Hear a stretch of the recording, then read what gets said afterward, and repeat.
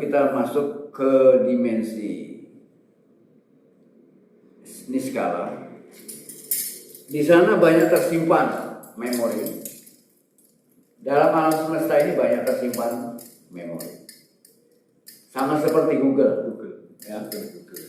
Di sana banyak tersimpan tulisan, catatan, bahkan video. Kita kata menurut orang Islam kan bahwa ada yang selalu mengawasi kita, ada yang selalu mencatat perbuatan kita, bahkan bukan hanya mencatat, disyuting kita tuh sama Rokib dan Atif. Nah, hasil syutingan sampean dari mulai zaman Nabi, dari mulai zaman Adam dan bahkan sebelumnya tersimpan semua. Itu kita download dengan meditasi. Dan dia tersimpannya bukan di alam semesta, di pikiran kita sendiri, di otak purba, di schedule. Dan itu bisa kita akses kembali. Oleh karena itu, semua memori yang ada di alam semesta, ya, maupun yang ada di dalam semua otak kita, baik otak purba maupun otak mamalia lama, itu bisa kita akses kembali. Dan semua memori kita bisa tersimpan dalam alam semesta, bisa tersimpan dalam tanaman, sayuran, dan lain sebagainya.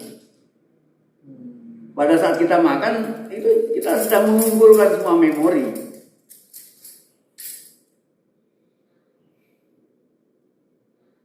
Jadi kita saling terkait. Kita punya gen yang sama dengan tanaman, dengan binatang. Kita bukan hanya seketurunan dengan monyet, tapi kita juga seketurunan dengan bambu, dengan apa? Dengan jambu.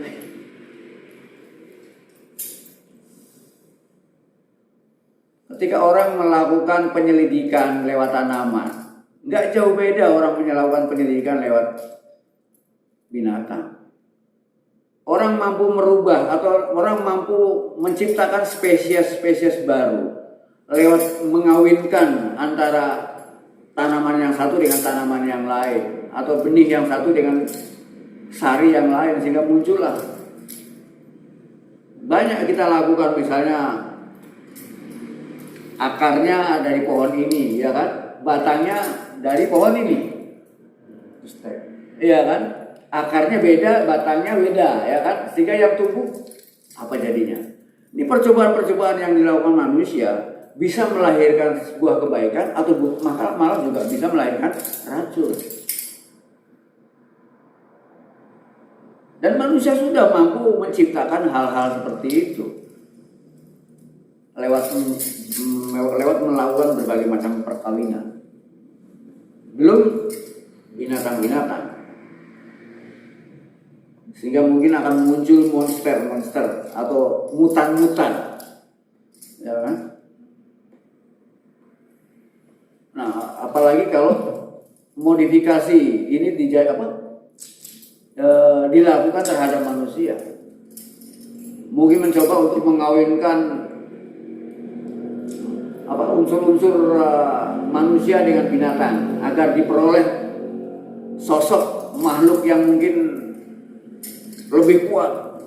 Mungkin dikawinkan dengan unsur banteng, unsur serigala, muncullah makhluk-makhluk yang mungkin mengerikan. Dan manusia sudah mencapai tingkat itu kalau mau melakukan. Tapi manusia tahu bahwa ini berbahaya, makanya nggak pernah dilakukan. Tapi andai kata ada penguasa yang sangat haus, mungkin dia akan menguasai para pakarnya. Ayo sekarang ciptakan kamu makhluk yang semacam ini. Aku butuh tentara yang modelnya kayak gini. Wah, kan bisa mungkin terjadi ya, seperti di film-film itu. Tapi dalam kenyataan kita belum melakukannya karena kita takut pada efek selanjutnya. Dari sini kita bisa tahu bahwa yang namanya manusia mampu menggantikan kemampuan Tuhan menciptakan. Bahwa alam ini bisa dipelajari, bisa kita copy.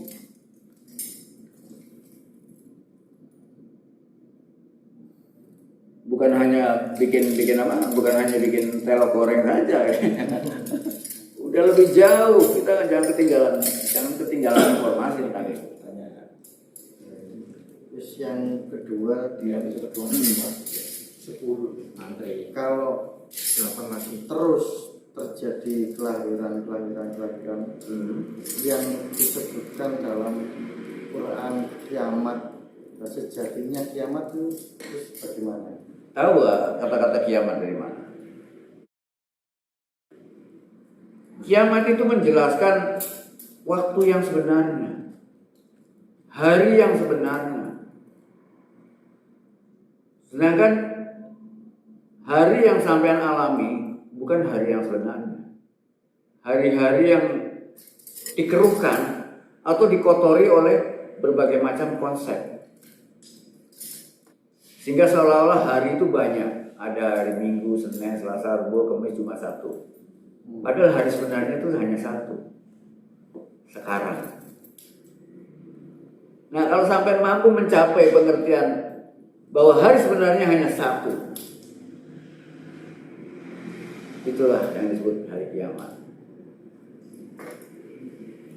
Hari yang sebenarnya.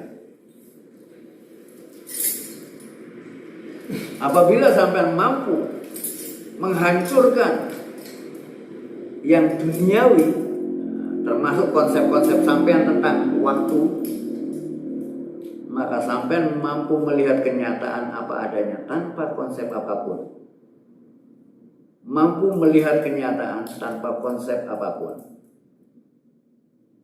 Seperti sampean mampu melihat Weldo tanpa prasangka apapun juga.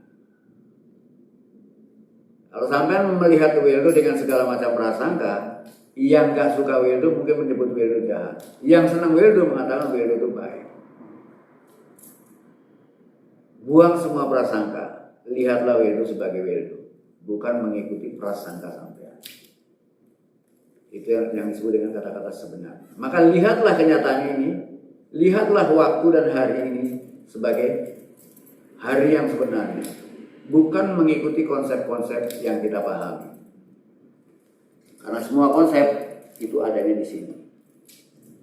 Dan kenyataan itu bebas dari sini. Kenyataan itu ada di luar ini. Berarti Om, Kiranya